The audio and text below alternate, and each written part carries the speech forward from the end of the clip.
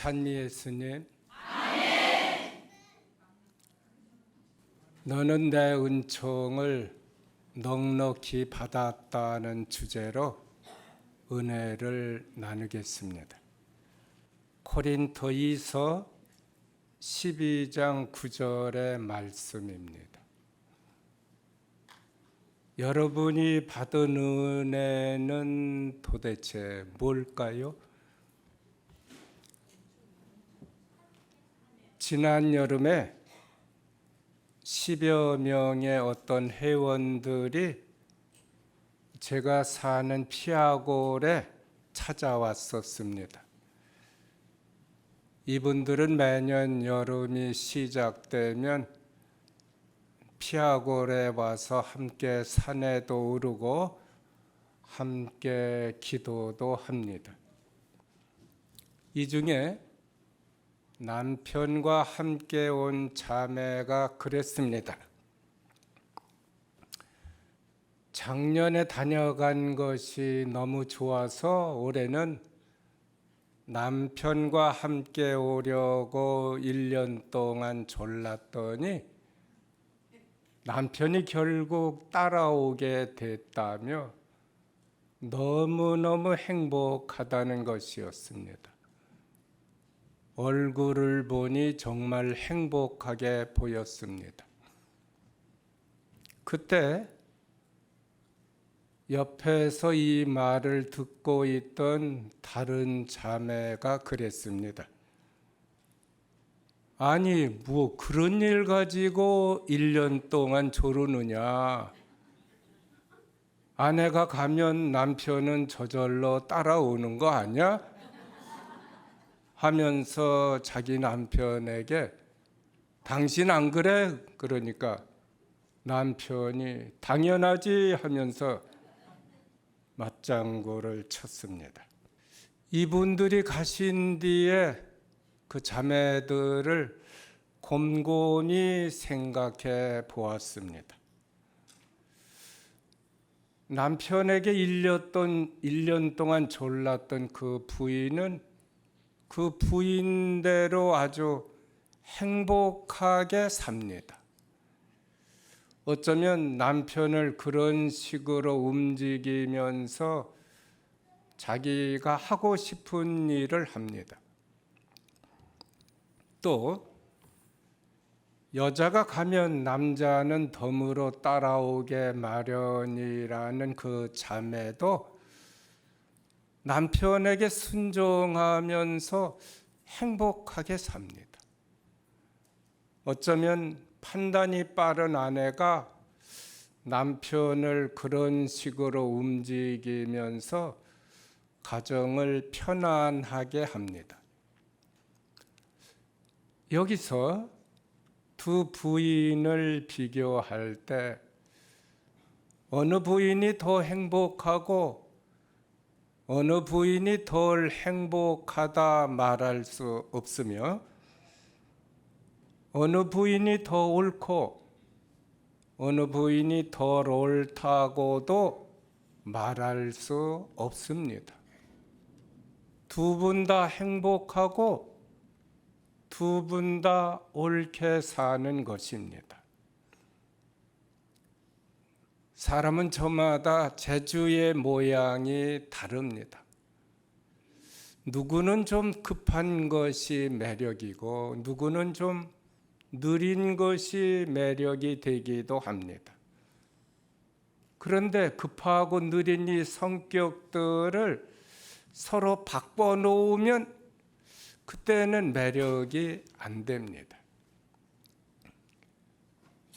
은총도 마찬가지입니다.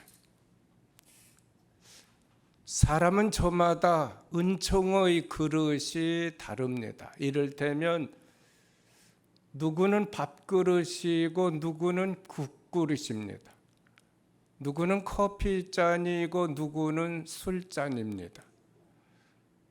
담아야 할 내용이 다르고 해야 할 역할이 각각 다릅니다. 그럼 여기서 누가 중요하냐? 주어진 역할에 최선을 다하는 사람이 가장 중요한 것입니다. 마찬가지로 우리는 우리가 이해할 수 없는 어떤 우리만의 역할이 있습니다. 똑같이 한 세상 사는데 누구는 더 많이 웃어야 하고 누구는 또 더 많이 울어야 합니다. 왜 이렇게 불공평하죠?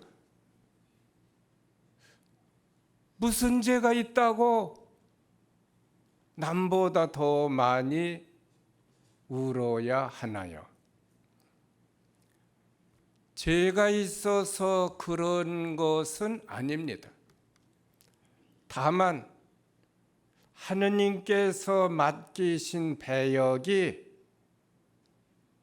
서로 다를 뿐인데 배역 그 자체를 보면 더 많이 울고 있는 자가 참 억울하고 불공평한데, 확실한 것은, 정말 확실한 것은 하느님께서 더 믿고 신뢰하시는 자는 그 역할이 좀 무겁다는 것입니다.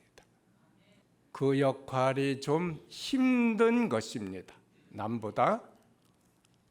다시 말해 하느님의 사랑이 클수록 그 짐이 더 큰 것입니다.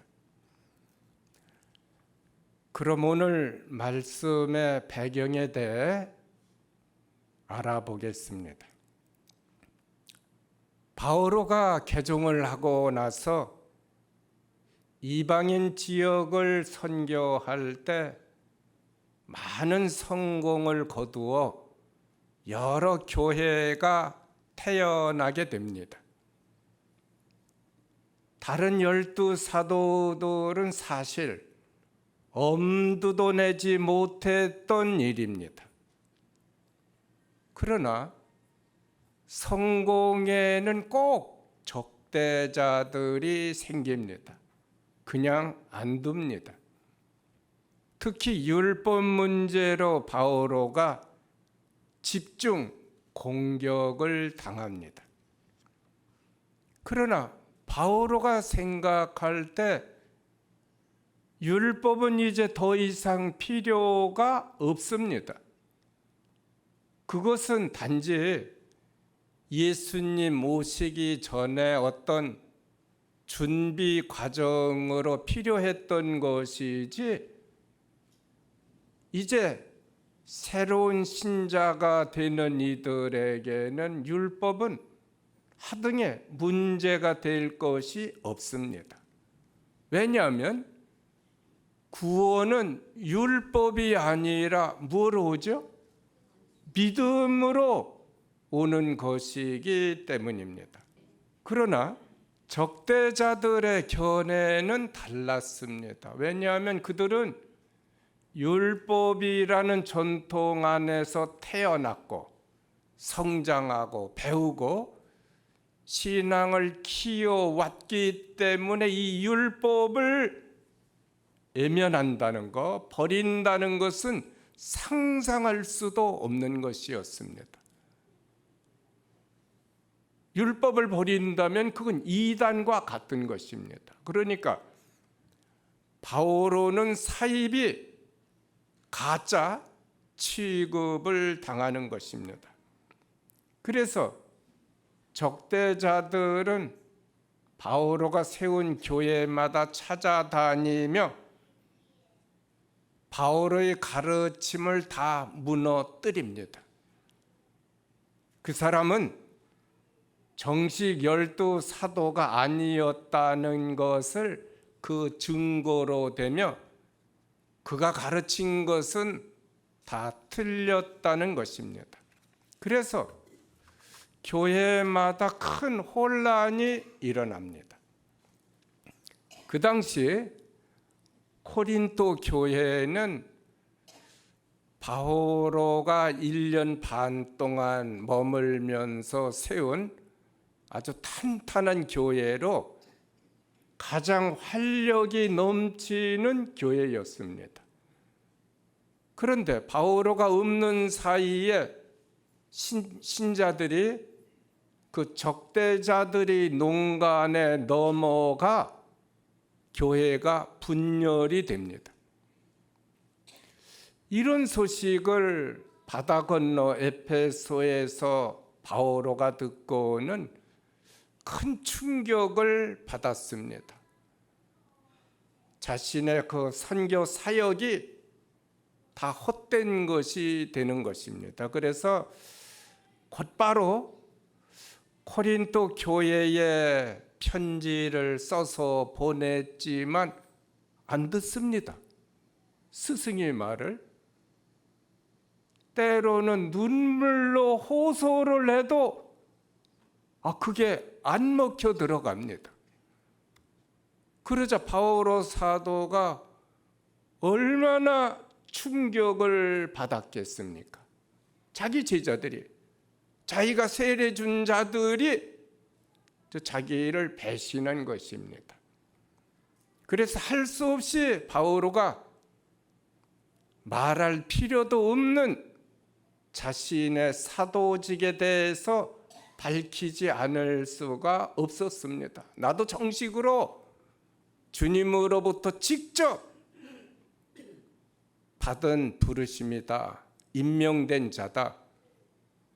그리고 나는 어떤 사도보다도 더 많은 일을 했고 또 수고를 했다는 것도 주장합니다. 그러면서 자기가 받은 특혜를 말하는데 그 특혜란 셋째 하늘까지 올라가서 누구에게도 말할 수 없는, 절대로 발설해서는 안 되는 대화를 주님과 나눴다는 것입니다. 전에 루르드의 성모님 발현하셨을 때 목격자 벨라데타에게도 비밀이 있었다고 그랬죠.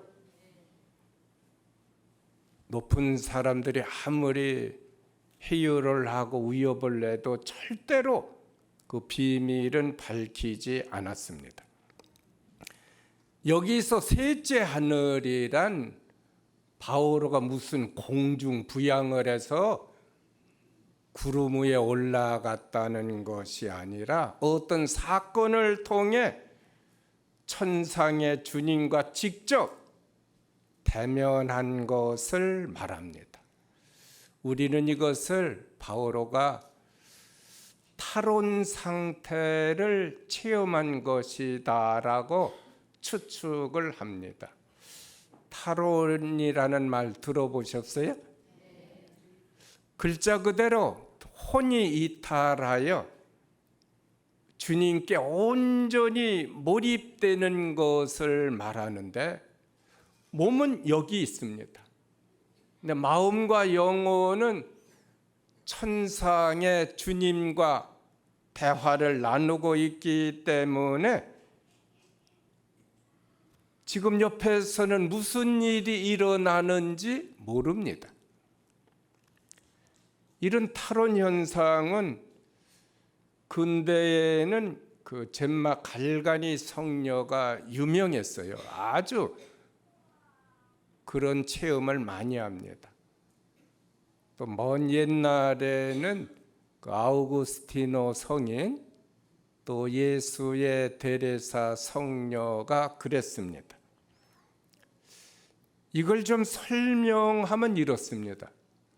루르드에서 성모님이 발현하셨을 때 그 벨라데타를 옆에서 보면 성모님과 직접 대면하고 있기 때문에 몸은 여기 있는데 옆에 있는 사람을 전혀 의식하지 못합니다. 조사관들이 재보면 맥박과 숨은 정상입니다. 손을 합장하고 이렇게 대면할 때 조사관들이 촛불을 이렇게 가까이 대봅니다. 분명히 뜨거울 텐데 뜨거운 줄도 모르고 촛불을 가까이 댔는데도 상처가 생기지 않습니다.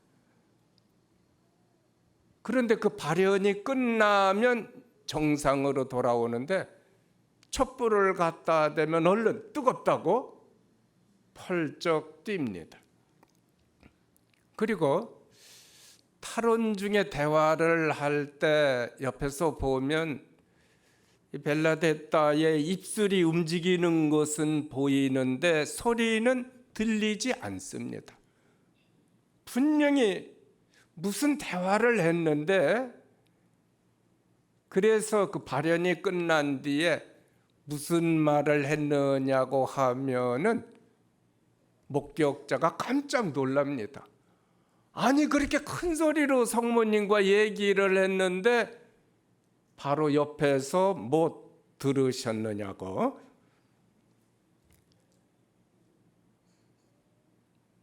바울에 대해서 그럼 왜 이런 특혜를 주셨을까요? 왜 주셨을까? 바울은 다른 12 사도와는 차원이 다른 분입니다. 학문의 높이라든가, 그분은 당대 훌륭한 학자예요. 신앙의 열정, 사회적 신분은 참 죄송한 표현인데 12명을 다 합쳐도 바울 한 사람은 따라갈 수 없습니다. 그러니까 복음이 전 세계로 퍼져나가기 위해서는 바울만한 인물이 없습니다. 때로는 권력자들과 맞서야 하고 학식이 있는 자들과 토론도 해야 되는데 누가 감히 그 일을 감당할 수 있는가? 그러니까 바울은 천지창조 이전에 이미 하느님께서 준비하셨던 인물입니다. 우리도 사실은 그렇게 들어가는데 우리하고는 차원이 다르죠. 바울 사도는.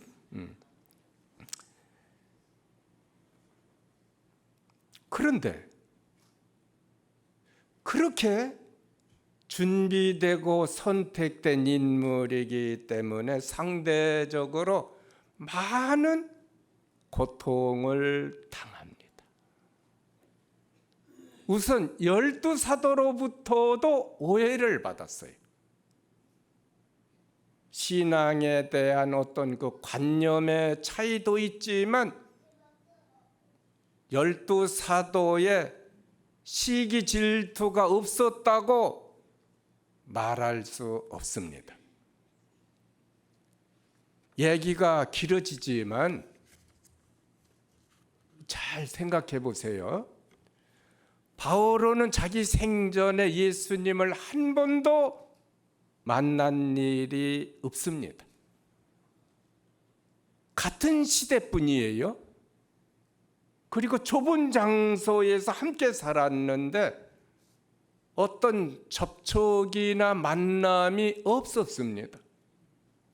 나이로는 10살 남짓 바오로가 아래입니다. 그런데 놀라운 것은 12 사도는 3년 동안 따라다니면서 보고 듣고 배웠잖아요. 예수님에 대해서 많이 알고 있죠. 들은 것도 많고 친히 가르침 받은 것도 많고. 그런데 한 번도 예수님을 뵌 일이 없는 이분이 이 12명보다 예수님에 대해서 더 많이 알고 더 깊이 만남과 체험을 가졌다는 것입니다. 그래서 오늘날 신학교에서 배우는 신학, 이 신학이라는 그리스도교 신학이라는 전체 이 밑그림은 바오로가 혼자 그렸다 해도 과언이 아닙니다. 그만큼 그리스도 교회에 큰 공헌을 합니다. 그런데 어떻게 예수님을 한 번도 뵌 적이 없는 분이 3년 동안 전문적으로 따라다녔던 그들보다 더 많이 알게 되었을까? 바오로가 본래 큰 학자 수준이었지만 이걸 좀 설명하면 그렇습니다. 그 예수 자비의 상 혹시 아십니까? 그것을 보여주셨던 그 목격했던 성녀가 파우스티나 성녀인데 서기 2000년에 시성된 분입니다. 이분이 그때 폴란드가 어려웠어요. 초등학교를 나이 때문에 3학년 수료한 것으로 되어 있는데 실제로는 1년 반밖에 다니지 않았습니다. 당연히 초등학교 졸업장도 없습니다. 그런데 그분이 쓴 일기 내용을 보면은 박사 중에 박사처럼 그 영성과 신학이 아주 높습니다. 초등학교도 못 나온 여자가 어떻게 박사들보다 훨씬 더 높은 영성과 신학의 수준을 갖게 되었는가? 나중에 이제 이것을 연구해 본 학자들이 일반 학자들에게는 보통 몇 년 걸려서 머리 싸매고 땀 흘리며 공부하고 연구하고 해서 얻어야 할 어떤 진리를 또 어떤 이들에게는 0.0001초 안에 주님께서 주입해 주신다는 것입니다. 저는 개인적으로는 그 파우스티나 성녀가 여자 교회 학자로 나중에 교회에서 인정하지 않을까 기대를 해봅니다. 근데 바오로가 그랬습니다. 본래 특출한 학자였지만 누구에게도 발설할 수 없는 그 만남을 통해 주님으로부터 많은 그 은총을 얻게 된 것입니다. 사실 이 바오로 보면은 처음에 예수님을 많이 오해했습니다. 무슨 짓 했는지 아시죠? 예수님을 믿는 자들은 있는 대로 붙잡아다가 감옥에 가두는데, 왜냐하면 율법에 보면 나무에 매달린 시체는 하느님께 저주받은 것입니다. 이건 성경에 나와 있어요. 신명기 21장 23절.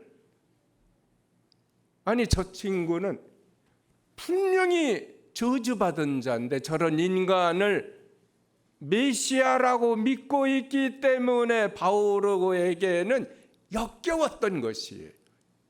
이건 사이비도 아니고 무식한 놈들이다. 이건 사이를 어지럽게 하니까 뿌리를 뽑아야겠다 해서 닥치는 대로 잡아다가 감옥에 가두는데 이 일이 그로서는 신이 자신에게 주신 소명이다 이렇게 생각을 합니다. 그런데 다마스커스에도 그런 인간들이 있다 해서 달려가다가 중도에 누구를 만나요? 예수님을 만났는데 딱 보니까 아니 율법 가르침에는 저분이 지옥에 빠져서 저주받고 벌받고 있어야 되는데 지극히 높은 영광 속에 너무너무 영광이 빛나는 것입니다. 알고 보니 그분이 하느님의 아들이에요. 그분이 참된 메시아인 것입니다. 그러니까 바오로가 얼마나 충격을 받았겠어요. 사흘 동안 먹지도 못하고 마시지도 못하고 볼 수도 없었습니다.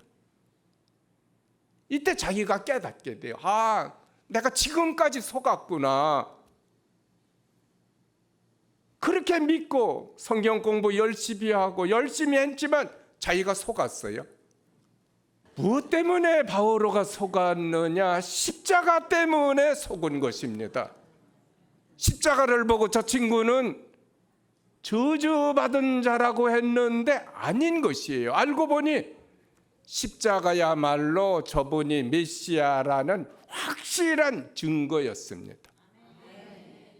우리가 짊어져야 할 불행을 그분이 혼자 다 짊어지고 우리 불행을 빼가지고 가신 거예요. 아, 저분이 진짜 메시아구나 해서 그 후에 자기 생애 동안 십자가의 그리스도를 전하기 위해 몸을 바칩니다. 여기서 여러분들이 하나 아셔야 할 것은 이런 모임 언젠가도 말씀드렸듯이 그저 값싼 은혜나 어떻게 좀 얻어볼까 하고 이상한 일 쳐다보기도 하고 구하러 다니기도 하는데 바오로 사도가 10여 년 동안 더 될 거예요. 그 선교 여행을 하면서 단 한 번도 예수님의 치유나 기적 이야기는 하지 않습니다. 할 필요도 없어요. 오로지 십자가의 그리스도만 외쳤습니다. 뭐만 외쳤다고요? 이거 깊이 새겨야 돼. 그리고 바오로는 십자가의 그리스도를 외치면서 자신도 십자가의 고통에 시달려야 했습니다. 아까 그 적대자들이 등장했죠. 12사도로부터 오해를 받아 방해를 받게 되고 또 뭐가 있었느냐? 몸에 가시로 찌르는 고통이 있었어요. 이게 너무 성가셔서 힘들어서 주님께 간청합니다. 그런데 그때마다 주님은 너는 내 은총을 넉넉히 받았다고만 하십니다. 그럼 생각해 보세요. 바오로는 그리스도교 역사상 가장 위대한 성인인데 가장 훌륭한 일꾼인데 일하기 위해 그 고통을 좀 벗어나게 해달라고 하는데 왜 안 들어주셨을까요? 그럼 바오로는 은혜를 못 받은 분입니까? 이것을 아셔야 합니다. 굉장한 은혜를 받으셨는데 고통은 그 은총을 보호하는 보호막인 것입니다. 못 알아들으실 텐데 보석은 아무데나 두지 않습니다. 보석 함이 있어요. 케이스도 이쁩니다.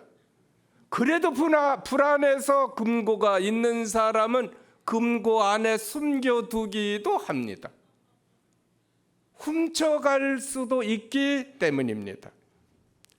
마찬가지로 은총은 너무 큰 하느님의 사랑이라 아무 그릇에나 담아둘 수가 없어요. 보석함처럼 보호 상자가 필요한데 고통이 바로 그 보석함 역할을 하는 것입니다. 그래서 아무도 저 사람이 그 고통을 보고 은총받은 줄, 은혜 받은 줄을 모르는 것입니다. 이게 하느님의 지혜입니다. 고린도 1서 2장 9절에 보면 이런 말씀이 있습니다. 공동 번역으로 하자면 눈으로 본 적이 없고 귀로 들은 적이 없으며 아무도 상상조차 할 수 없는 일을 하느님께서는 당신을 사랑하는 사람을 위하여 마련해 주셨다.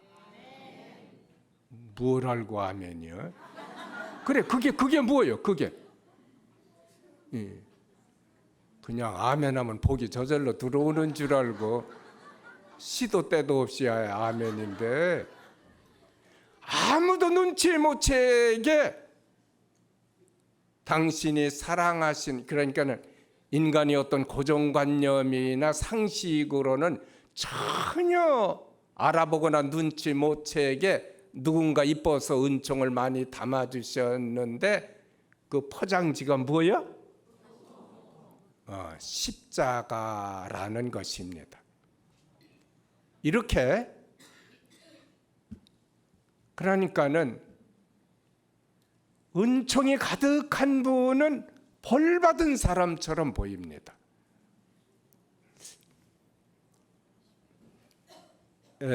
못 알아들으셔서 내 성모님 좀 이렇게 예를 들자면, 은총과 축복이 가득한 여인이잖아요. 그럼 세상에서 받은 축복과 은혜가 뭡니까? 은총이 뭐예요? 시집도 가기 전에 아기 임신합니다.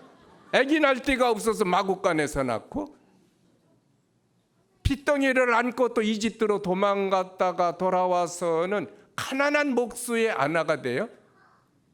영감이 일찍 죽습니다. 남편 복도 없네요. 아들 하나 있는 것도 저렇게 뺏깁니다. 아들 복도 없어요. 황금의 궁전이라고 하지만 뭐 궁전에서 살아보셨어요? 세속의 눈으로 보면은 팔자 사나운 눈물과 쓰라림으로 얼룩졌던 한 여인의 고달픈 생애였어요. 누가 은총이 가득한 분이라고 말하겠어요? 안 믿는 자들이.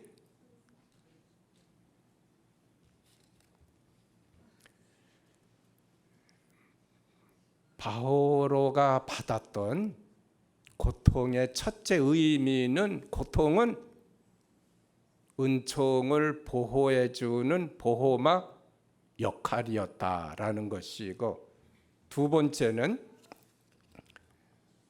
바오로가 받은 고통의 그 의미는, 고통은 정화작용이 있어요.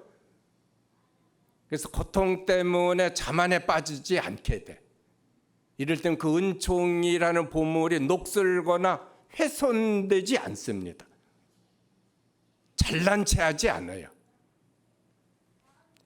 우리도 마찬가지입니다. 고통을 통해 영혼이 아주 순수하게 됩니다. 대개 이 몸의 장애를 갖고 계신 분들을 보면 영혼이 참 맑고 깨끗합니다. 우리하고는 다릅니다. 왜냐하면 그분들은 고통을 통해 세속의 때를 많이 지거한 분들이기 때문에 세상을 바라보는 눈이 우리하고는 다릅니다. 또 장애가 없다 해도 고생을 많이 한 여자들 보면은 뭐 남자도 있겠지만 다릅니다. 이를테면 자식을 하나 키운 여자하고 자식을 7, 8 키운 여자하고는 다른 거예요. 뭐가 다른지도 모르죠. 네. 그럼 여기서 문제는 우리입니다. 여러분, 우리는 큰 은총을 받은 것도 아닌데 왜 고통이 심할까요? 한두 개도 아니고 여러 가지 고통 때문에 인생을 힘들게 사시는 분들이 있는데 이건 도대체 무슨 이유인가? 성경에 모퉁이 돌이라는 말이 나옵니다. 들어보셨죠? 집 짓는 이들이 내버린 돌, 모퉁이의 머릿돌이 되었네. 이런 건물이라면 모퉁이 돌은 다릅니다. 이 밑에 있는 돌하고는 달라요. 이 건물의 압력, 옆에서도 오잖아요. 위에서도 오고, 이 하중을 많이 받고 있기 때문에 모퉁이 돌은 다른 돌과 달리 중요한 것이에요. 마찬가지로 남들보다 고통이 많은 분들은 그만큼 주님께서 우리에게 요구하시는 역할이 큰 것입니다. 하느님께서 특별하게 믿고 신뢰하시는 자, 하느님께서 특별하게 사랑하시는 자는 십자가가 무거울 수밖에 없어요. 그걸 보고 왜 하필 나냐, 다른 사람도 있는데 그런 은총은 안 줘도 돼 말할 수도 있지만, 그러나 정답은 하느님은 그 사람을 꼭 믿으신다는 것입니다. 다른 여자는 못 짊어져도 너는 짊어질 수 있으니까 한번 해봐, 내가 있잖아. 그렇게 믿고 사랑하시는 것입니다. 제가 광주 본당에 있을 때 십자가의 은혜라는 강론 테이프를 듣고 개신교 장로님이 저를 초대하셨어요. 이분이 인전 그분 아드님이 조선대 병원에 입원해 있었는데 지방에 사시는 분입니다. 아들이 20대로 2년째 혼수 상태에 빠져 있어요. 그래서 자기가 믿음으로 낫고 보기 위해서 철야기도, 금식기도 수도 없이 했고 봉사도 많이 했는데 아무런 차도가 없자 하느님이 원망스럽고 기도하면 무엇이든지 다 들어주신다고 했는데 교인들 보기가 창피하다는 것입니다. 그래도 그 지방에서는 아무개 장로 하면은 다 알아주는데 장로가 네 아들도 못 고치냐 이렇게 말하는 것 같아서 너무 창피하다는 것입니다. 제가 그 말을 듣고 충격을 받았습니다. 고통은 창피가 아닙니다. 물론 믿음으로 병을 고쳐보겠다는 것도 중요하지만 먼저는 병이고 뭐고 아픔을 믿음으로 받아들여야 됩니다. 그리고 하느님의 뜻을 찾으면서 기도를 해야 됩니다. 이를테면 하느님이 때리시겠다면 때리시라고 뺨을 내밀어야죠. 만일에 울리시겠다면 울리세요. 내가 눈물이 한 잔이 아니라 10잔이라도 짜서 드리겠습니다 할 수 있어요. 예수님이 겟세마니 동산에서 기도하실 때 뭐라고 하셨나요? 아버지께 하실 수만 있으면 이 잔이 저를 비켜가게 해달라고 하셨어요. 밤새, 3번이 아닙니다. 밤새 아버지를 붙잡고 매달리셨지만 아버지는 한 말씀도 안 하셨습니다. 아드님이 청을 들어주시지 않았어요. 그럼 예수님이 창피한 사람입니까? 아니죠. 나중에 예수님이 이것이 이 잔이 아버지의 뜻이다라는 것을 알고는 마지막에 뭐래요?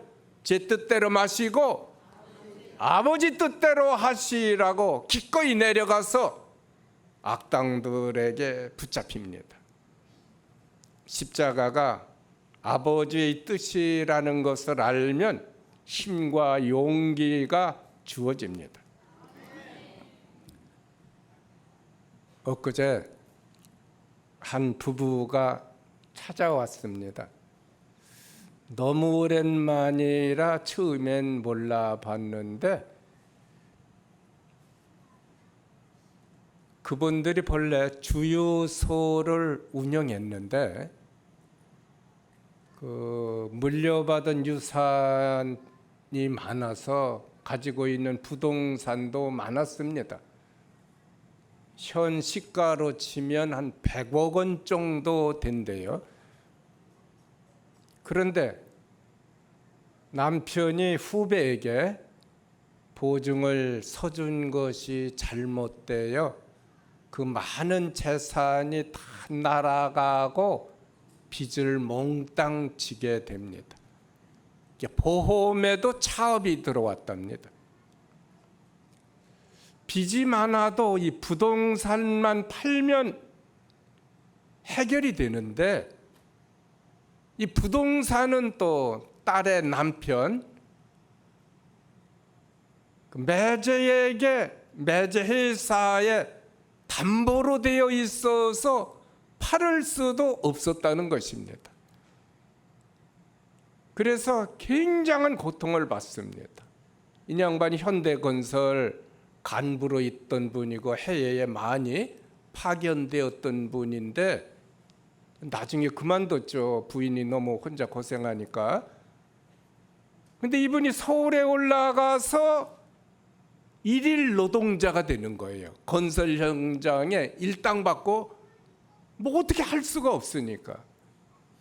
여자는 교직에 있었는데 퇴직했었죠. 기간제 교사로 뛰는데 끝나고 오면은 병원이다 어디다 가서 또 요양, 돈이 될 수 있는 것은 밤새 낮이고 밤이고 찾아서 이제 빚을 갚는 것입니다. 그때 남편이 부인이 저렇게 생고생을 하니 얼마나 미안했겠어요. 그래서 정말 미안하다, 잘못했다 하고 남편이 빌자 여자가 그러더래요. 아니라고, 당신은 탁월한 선택을 했다며 위로해 주더랍니다. 아니, 집안 살림 다 망친 것이 탁월한 선택이라는 거예요. 남편이 바람을 핀 것도 아니고 술로 망한 것도 아니고 그 착한 마음에 후배를 돕자고 한 것이 이 지경이 됐는데 당신은 정말 착한 남자다. 정말 탁월한 선택이었다. 한 번도 재산 잃은 것에 대해서 불평이나 원망을 하지 않았다는 것입니다.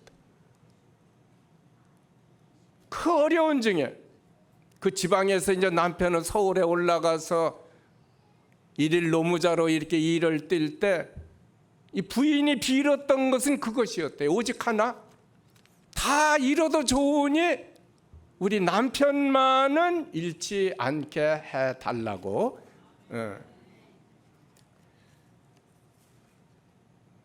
착한 사람들은 늘 이렇게 당합니다. 왜 당할까요? 착하니까 당합니다. 착하니까.